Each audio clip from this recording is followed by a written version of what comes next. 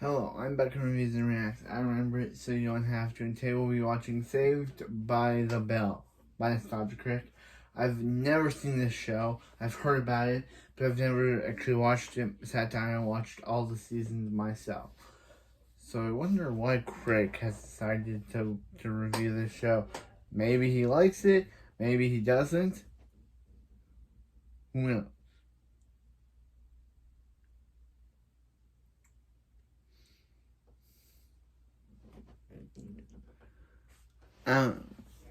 Last time we have Follow That Bird, which had Chester A. Bum's first appearance, and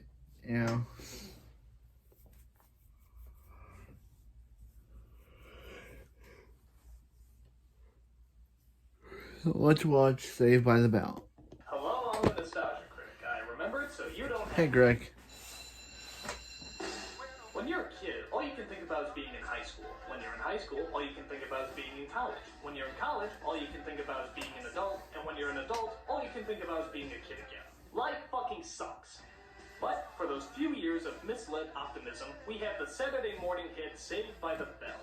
Before Hannah Montana, Lizzie McGuire, or any of those other high school sitcoms, Saved by the Bell was the first to fork out beautiful teenagers with hideous clothes saying horrible lines to an entire crowd of canned laughter. This is one of those shows that captured the essence of the 80s so well that sometimes seemed like we traveled back in time to that cherished decade to relive the fun and wonder that the 1980s had to give us. The only problem? It was made in the 90s! I mean, look at this. It's like a decade behind. Were they just stuck in a time warp or something? But oh well. This is what we thought high school was going to be like when we were younger, before our dreams were shattered like Elizabeth Berkley's career. What many of you may not know is that Saved by the Bell was not always called Saved by the Bell. It was originally called Good Morning, Miss Bliss, and the focus was not on the students as much as their teacher, Miss Bliss, played by Haley Mills. It ran for about a year on the Disney Channel and had some of the same cast as the original show, but it never caught on, and it was taken off the air after only one season. After that, NBC picked up the show and changed the title to Saved by the Bell, and thus we were given the high school character stereotypes that only unimaginative writing could bring us. For example, you got Zach.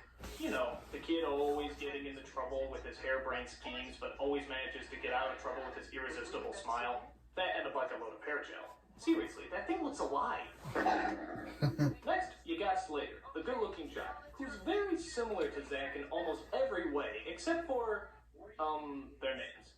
After that, you got Kelly, the good-looking cheerleader who has those insufferable on-again, off-again relationships with the main character. I know this is high school, but how many times can you break up with a person before they turn into a psycho and start stalking you? 3. Next, you got Screech, the nerdy little geeka doofus dork who, judging by his voice, holds the record for the longest time anyone has ever gone through puberty. Well, I thought I was. Do you think he was kidnapped by space creatures? Kelly, hi. Oh, for God's sakes, will your testicles just drop already? After that, you got Lisa, the fashionable, self-centered mall brat who is the object of Screech's affection. You were great in the 100-yard dash. Oh, thanks, but I owe my victory to Screech. You do? Oh, yeah, I pretended you were chasing me. Ouch. Finally, Wow. you got Jessie, the self-righteous, vegetarian, politically correct, environmental, animal rights feminist in the group. She was the most unpopular character in the show. I can't believe my own boyfriend doesn't even support me. Well, why do we need more oil? I mean, auctioning off dates is just a glorified meat market. That's wrong. That's immoral. That's dishonest. Well, excuse me for living! Now, you might be asking yourself, haven't I seen her before, except in something more degrading and publicly humiliating? Yep. This is the exact same woman who starred in Showgirls, one of the biggest cult films to ever horrify audiences. Auctioning off dates is sexist flesh peddling and should be strictly forbidden. Thanks for the show. I picked it from Showgirls. They go to a school principal by balding, educational pushover, Mr. Belding. What is going on here?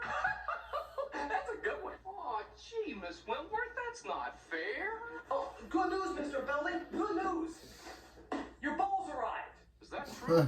So what can you say about the show as a whole? What? Well, it's hard to sum up the entire thing in general, so let's take a look at some individual episodes.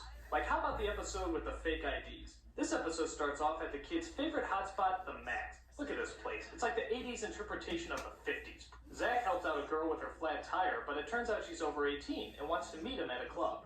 So Screech comes up with some fake IDs to get everybody in. Can somebody tell me what's the point of making a fake ID to show that you're 18 when you're so obviously 24? You know, we never did discuss your feet. Well, I really don't. Oh yes, I forgot to mention, this show has the most obnoxious audience in the entire world. I mean, they go nuts about everything.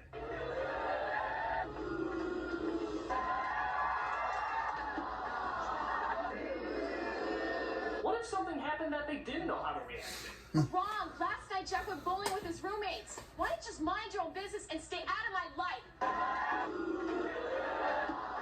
Or how about the episode where Zach has to find his family roots? It turns out Zach finishes a track meeting having not worked up anything close to a sweat, but forgot he has to research his family tree for a school project. All he can find, though, is a picture of a Native American chief. So, like any high schooler, he bullshits his way through the report. Zach Morris, let's hear from you next. All right, Screech is going to assist me. Ready, Screech? Ready, Kimosabi. Oh god. After digging through old family papers and pictures, I learned that I'm part American Indian. I come from a long line of fierce warriors and great Really? hunters. They roam the wide open plains in search of their daily food. They're hungry. And the award for most awkward, racially insensitive moment in Saturday morning history goes to Saved by the Bell! I'd like to thank my dad for giving me electric trains when I was 3. Okay, so obviously Zach has to do the report again. But this time, to help him out, his teacher sends him to a Native American named Chief Henry, who knows a little something about Zach's tribe. Why couldn't the white man and the Indians get along? Why can't the Arabs get along with Israelis? And why can't I get along with my ex-wife? Did he just compare the Battle of Arabs and Israelis to his ex-wife? Yeah. Okay. Zach returns to give his presentation, dressing up as one of the village people, and gives a much more detailed speech. He never did explain why his people painted vaginas on their chins, but then again, it is just a few-minute speech. Wanting to tell his mentor the good news, Zach suffers a heartbreaking blow. A friend of ours passed away today. Chief Henry died this morning. Well, of course. How dramatically convenient. What do you think his Indian name was? Dies with poetic plot points? Fortunately, he appears to Zach in a dream and tells him that it's okay to stop grieving and move on with his life. Oh, I gotta go. I'm being fitted for wings. Wings? You mean like angel wings? So he's a Christian pagan Native American. Huh, go figure. But most people's favorite episodes are the ones that have a message to convey. Like the oil episode. Ah yes, you all remember this one. This is the one where oil is found under a football field and a rich Texan oil tycoon comes to drill. It's Joe Dimmadome from the Dim. It's Joe Dimmadome from the Dimsdale. Dimmadome. Don't Dimmadome? Don't Dimmadome of the Dimsdale Dimmadome? My darling, let's all go to the beach. The camels are ready. Meanwhile, Zach comes across a duck named Becky and forms a powerful friendship with the innocent creature. I wish I didn't have to take you to the pond tomorrow. I'll come visit you all the time. When did this turn into an E.B. White's kids book? So let me be sure I got this straight. One story involves Texas tycoons drilling for oil, and another story involves a cute little ducky who lives in the school pond. Yep. Oil plus ducky equals... I mean, what could possibly go wrong? After all, we all know that oil is the safest and most non-hazardous of all of God's natural... Oh my God, Becky! Becky, no! She's not moving, Zach. I know she's probably in shock. Just please help us, sir. Yes, no, Becky Zach. must be in shock. Surely she'll pull through, right? Right? Zach, Becky's dead. No. No. No. No.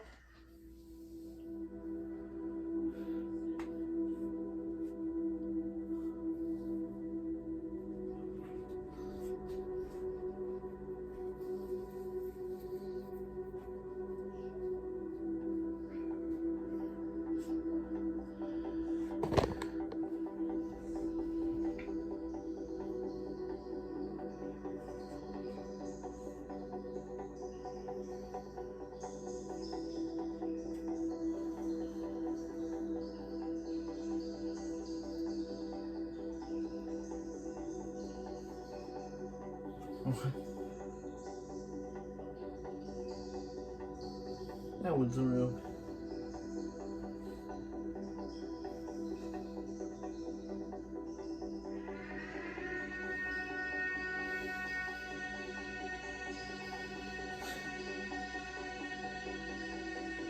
Don't worry about Becky, Zach. She's where the oil can't hurt her now. Oil. Oil! Faster than you can say Texas tea, the gang bonds together to put that evil oil tycoon back in his place. It's the Dimmadome of the big Dimsdale Dimmadome. No. Yes, but will it bring back Becky? Will it bring back Becky? That's not true. What do you mean, young man? Yes, you, the lone hero in the back. Where are the oak trees behind the library? Well, I'm afraid we'll have to replace them. No, you mean cut them down and put up an oil derrick. Like this? Oh! Oh. Oh, Yes, they but got what me up. happens if there's a bigger accident and oil gets over everything, just like this? I mean, this is outrageous. Oh, this is most unorthodox. We don't want to go to school in an oil field. We already have a better Bayside. We just didn't know it until now. You duck-killing motherfucker.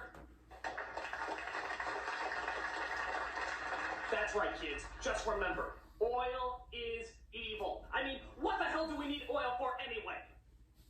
Oh yeah, to run our cars. But there's tons of other natural energy resources to run our cars, like solar, which is practically non-existent. So there's hybrid, which is far too expensive for anyone to afford. But there's electric, which is still in the developing stages. So for the time being, I guess we're stuck with oil. Evil, nasty oil! It kills ducks. Another episode I'm sure you'll all remember is the drug episode, where Jessie gets addicted to caffeine pills because she wants to pass geometry and do well in her new girl rock group. Wait. A girl rock group? How the hell did that come along? Well, it turns out Zach really thought the three girls had potential. So Screech dresses up as a female Irish janitor and records them singing in the girls' locker room. Finally, something realistic. I remember when I dressed up like a female Irish janitor and recorded things in the girls' locker room. Why Why? don't you just forget I said that? Yeah. Next time, bring me. So the recording is given to a record producer, who of course loves it, and the three girls decide to put together a music video for them. Oh god, help me. This is back when music videos didn't know they were insulting our intelligence, and also when they were, popular. Say what you will about this song, but these special effects are just incredible. Like, watch this unbelievable stunt. Oh my god, how did they do that? There was one person there, and then suddenly there's another. Is this that mystical voodoo they talk about called a jump cut? Also, get a load A of this. jump cut. Their faces are dissolving over the picture! Witchcraft! Feeling the pressure, Jessie continues to take her caffeine pills and becomes mildly annoying. I mean, great, we'll be awesome, we'll knock him down, right? Right? Yeah! Oh yes, I forgot to mention the popular music sting, which is played just before every commercial break. The weird thing is that the music is so bland that you never know if it's positive or negative until you hear the subject matter. Guys, we struck oil. Guys, there's been an oil spill. There's oil everywhere. This music's so vague you can put it to anything. Hey everybody, Kelly's top just fell off. Oh no, Lisa is pregnant with Screech's baby. Wow, Zach just saved a puppy right after his mother died. You see? The big scene everyone remembers is near the end when she has her giant breakdown in front of Zach. I just need one of these. Pills? You mean you really are taking drugs? I need them. Jessie, give me I those. need them, Zach. I have to sing. Jessie! I'm so excited. I'm so excited. I'm so scared. Wow. I mean, wow.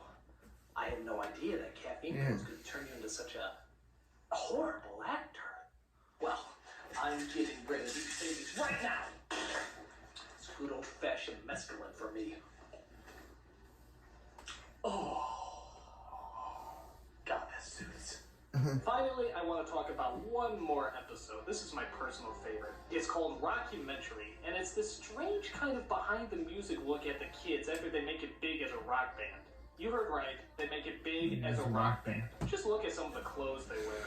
It's like the 80s are trying to die, but someone keeps trying to resuscitate them. Just let the decade die in peace.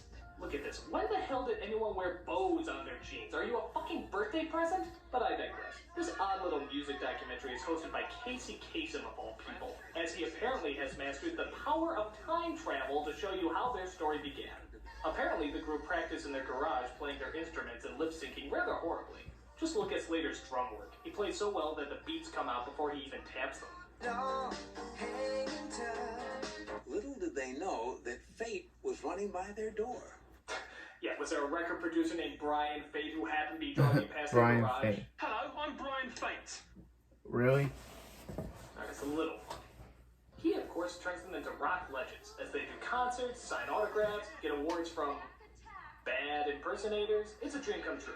Now, one thing you might be asking yourself is, where's Jessie in all of this? Well, they saw how she did with the last rock group she signed up with, and, yeah, they're not doing that again. So, of course, as their popularity builds, a seductive PR woman steps in and seduces Zack to leave the group and go solo. Letting the fame go to his head, Zack agrees with Yoko Ono and leaves the group to go do his own thing, as she controls everything about him, even the way he looks. Alright, now, I have to warn you, this next scene, where Zack shows himself in his brand new look, is one of the funniest things ever put on television. It will cause laughter beyond your control. Just remember to breathe, inhale, and exhale. This has been known to kill people. People have actually died from laughter. Just want you to keep that in mind before you watch this. Take a deep breath. Alright, let's watch the scene. No problem, they love it. What? What? What is up with that? That hair looks terrible. You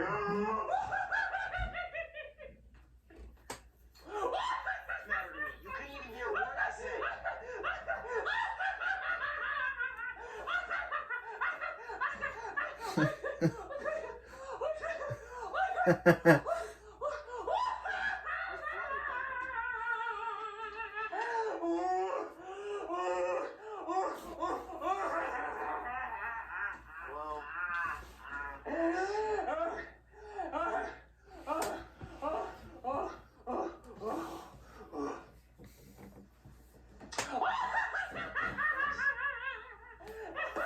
Okay, please get off my screen.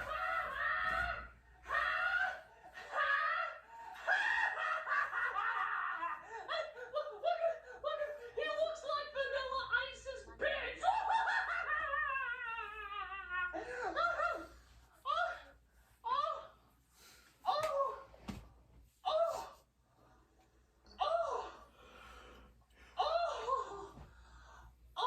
I think I just orgasmed.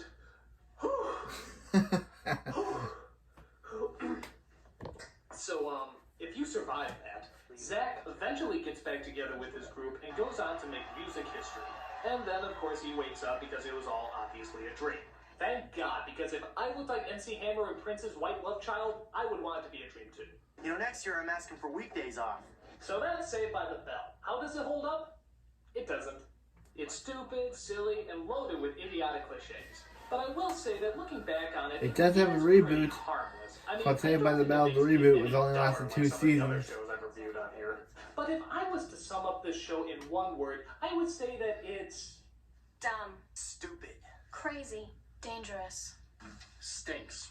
and then some. I'm a nostalgia critic. I remember it, so you don't have to. Okay, and that was Saved by the Bell. And weird show. Knowing that it had a reboot, which only lasted for 2 seasons, is kind of interesting.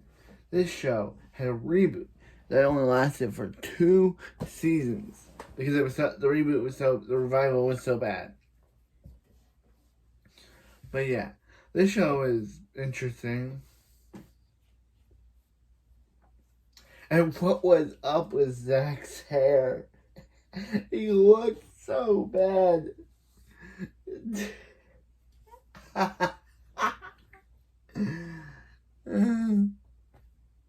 Yep, I'm back on Reason React. I remember it, so you don't have to.